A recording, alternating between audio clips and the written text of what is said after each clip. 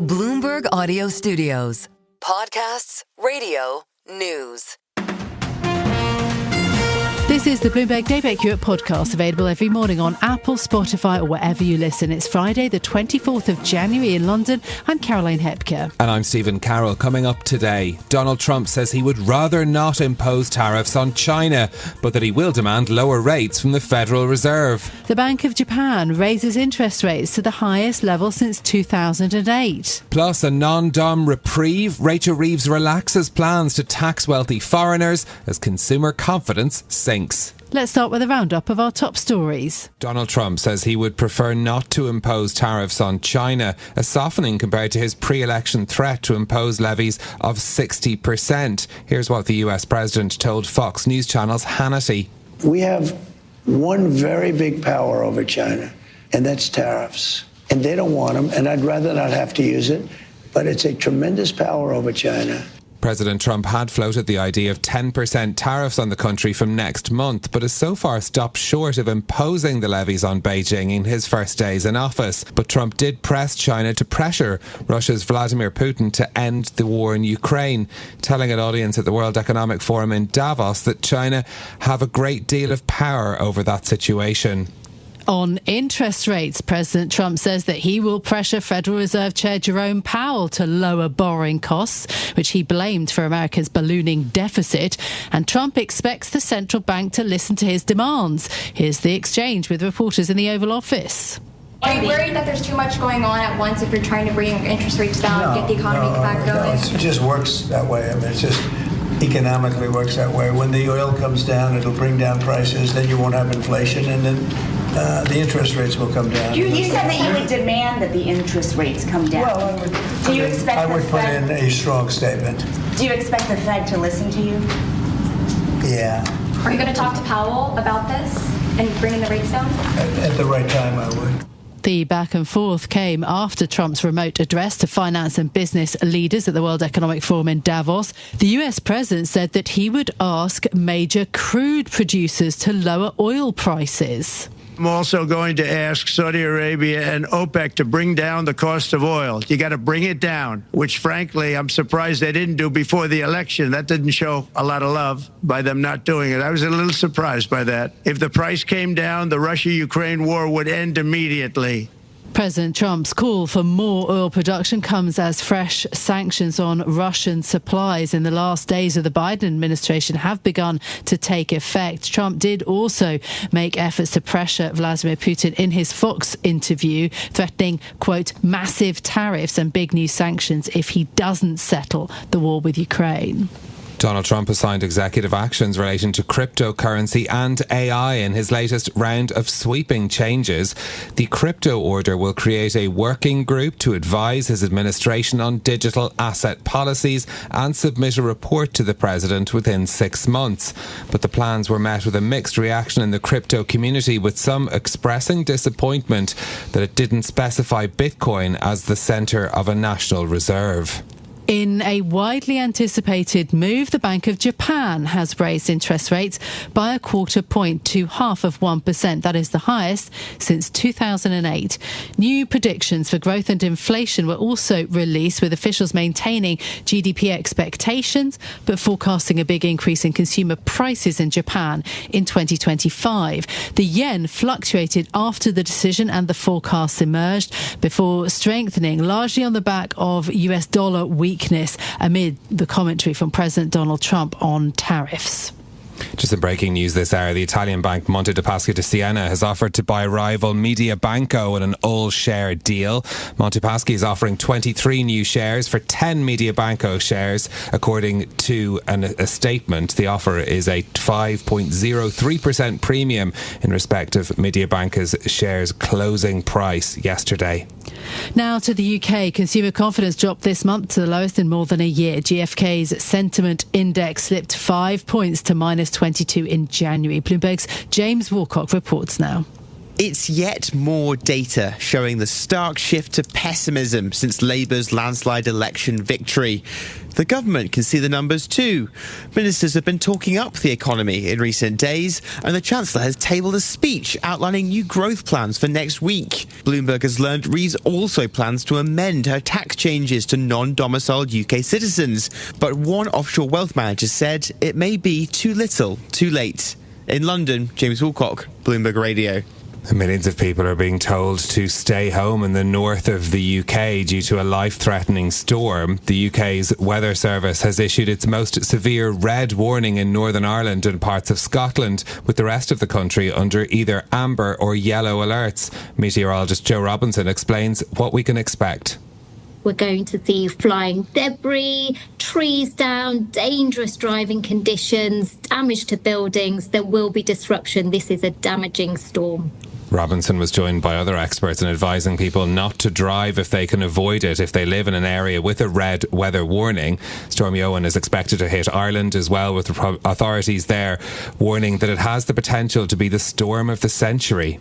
OK, so those are a few of our top stories for you then this hour. Let's think about the markets this morning. So on the back of Trump's comments about preferring not to impose tariffs on China, the CSI 300 this morning is up 0.8%. The Hang Seng's also up by 2.2%. And the yuan has strengthened 0.6% against the US dollar. You did see a major rally yesterday again on the S&P 500, up by 0.5%. The call for lower oil prices, the call for lower interest rates from Donald Trump.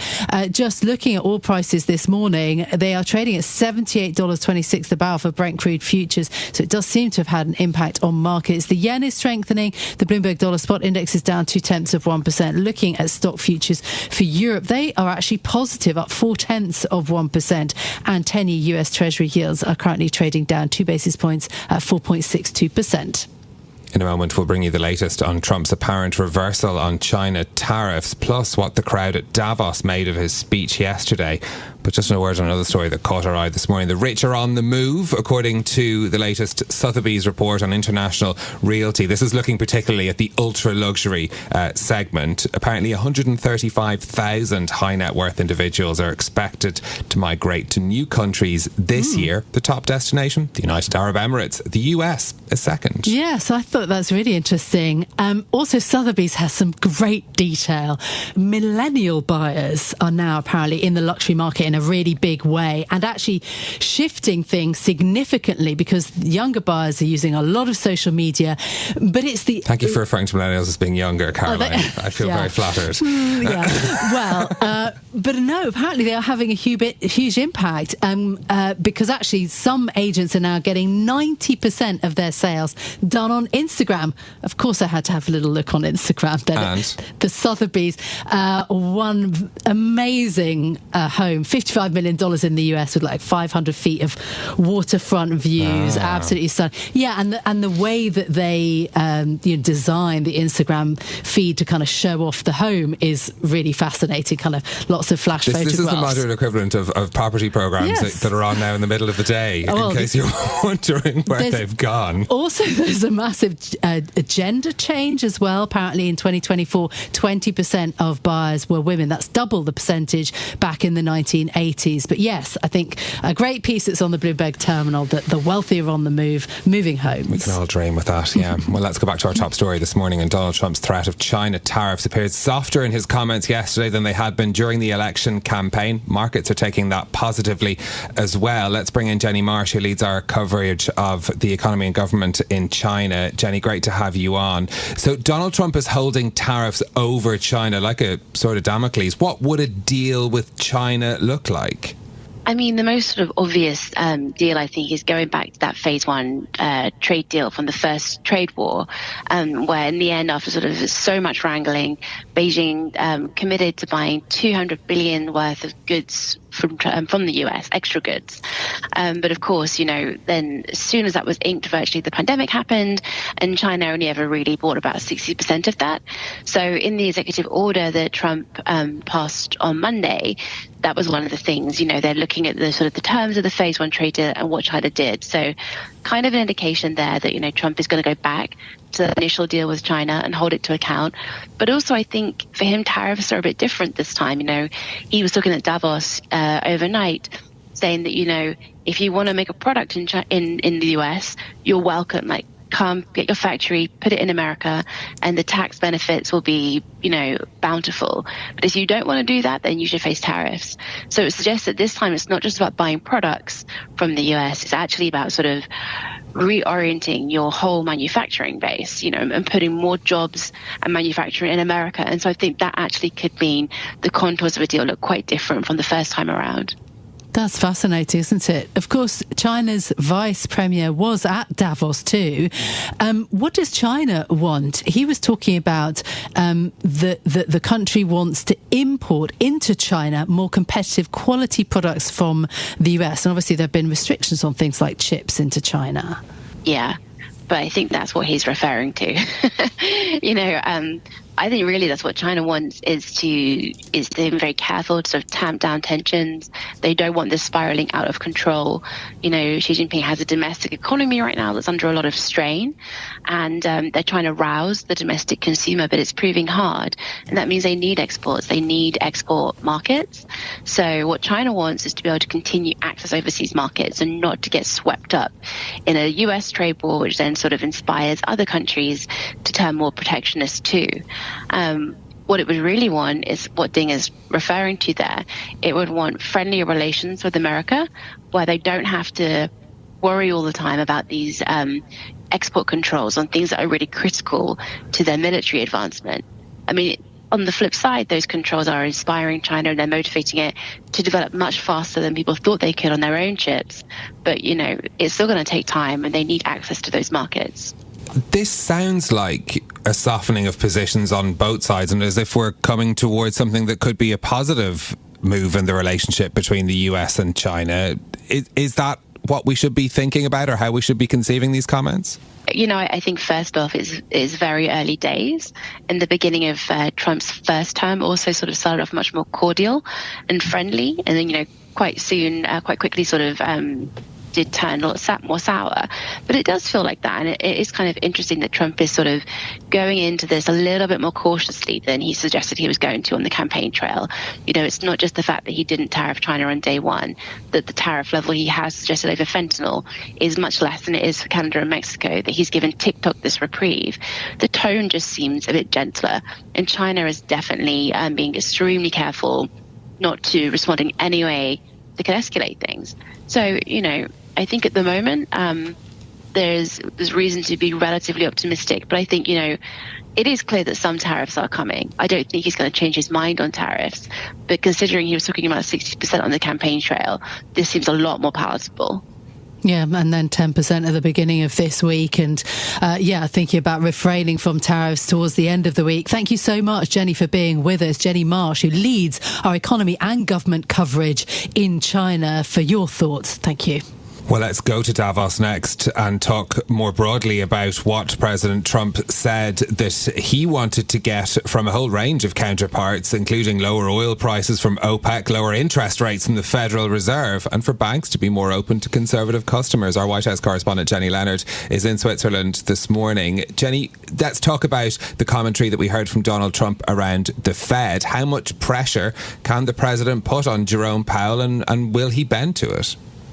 I think the president is probably going to use every single opportunity he has to pressure Jerome Powell. But if you think back to his first term, where he almost fired Powell because he didn't agree with his interest rate policy, obviously that didn't happen. But he is going to try to use every single lever he has at his power to get Powell to bend. I don't think Powell will. We have seen this play out before. I think he's going to serve out his term trying to really show the world that the Fed is an independent agency and not bending to the president's will. But I think this, push and pull between Powell and Trump, which at this point for Trump is really personal because he really does not like Powell or his policies. I think we'll see that play out over the next 4 years. It was interesting that, He sounded a little bit more conciliatory if you think back to his interview with our editor-in-chief only a couple months ago in October. He said he shouldn't have a say. He should weigh in but not make the decision on interest rate policy. And obviously he's now sort of hardened that stance now that he's in office. So it took a couple months for us to get here. I feel like he's always kind of had what he's saying now has always been his view. So actually when he was sounding a little more conciliatory in the interview with John Micklethwait, saying, I know they're independent. I think I should weigh in. Obviously, I don't have the fun. Yeah, indeed. So in terms of that sort of independent interest rate policy, that obviously is, it's seen as the gold standard in terms of policy around the world and beneficial for economies. So I think it's fascinating with Donald Trump sort of stressing that institutional, putting pressure on it. Meanwhile, in terms of the China tariffs, we were talking to Jenny Marsh about that a little bit earlier to get the kind of perspective from Beijing. But equally, President Trump was giving a stark warning to European executives at Davos, where you are, about producing goods in the US. What might we expect, in Europe from the White House? His shift in tone on China has been really striking. We've actually reported, that he even privately said, I really don't want to go after China this hard this time around. Europeans, on the other hand, I think will have a little bit of a harder time dealing with Donald Trump. He obviously yesterday addressed, the Davos audience saying, the Europeans have been very, very bad to us, very unfair. He calls them abusers in some of his comments in the White House over the last couple of days. That's obviously a reference to the large trade deficit. He has that as one of his big grievances that we know from his first term. We actually know this decades going back. The president really does not like that there are no American cars driving on German roads, but America imports a ton of, or makes a ton of German branded cars. So the Europeans are going to have a little bit of a difficult time dealing with Trump. And the other thing that is a little bit difficult for them is that they have to come to Brussels to make decisions. And for Trump, who's wheeling and dealing, and he wants to have one counterpart to sit across from, that's not going to work. He wants to sit across from individual member states or their leaders that he gets along with or wants to negotiate with. And he doesn't want to have this body in Brussels say, well, we'll get back to you. The 27 member states have to first, negotiate amongst themselves, and then we can kind of make an offer. So how he is going to sort of stress the EU internally, what kind of split we see there. Will Hungary and Italy break with Germany and France, when it comes to responding to tariffs? Trump clearly is going to do something on tariffs. I think right now it's still a little bit unclear if we really will see something on February 1st, but I think he's responding to his instincts, which is, I campaigned on this. As Jenny Marsh just said, he's also shifted to, I want stuff to be made in the U.S. He, used his first days in office to tout large investments made in the U.S. in this AI infrastructure announcement. I think if European companies came to him and placated him with stuff like that, I think that would probably go a long way in staving off tariffs. But Trump is always wielding the tariff threat. We saw this in his tweet, about the Russia-Ukraine war. He said, President Putin, come to the table. If not, the hard way would be, I'm going tariffs. Easier way is you just come to the table. So I think the Europeans, watching the Europe-U.S. relationship this time around will be much more interesting than the China relationship, which I really didn't expect coming into this if you followed him on the campaign trail.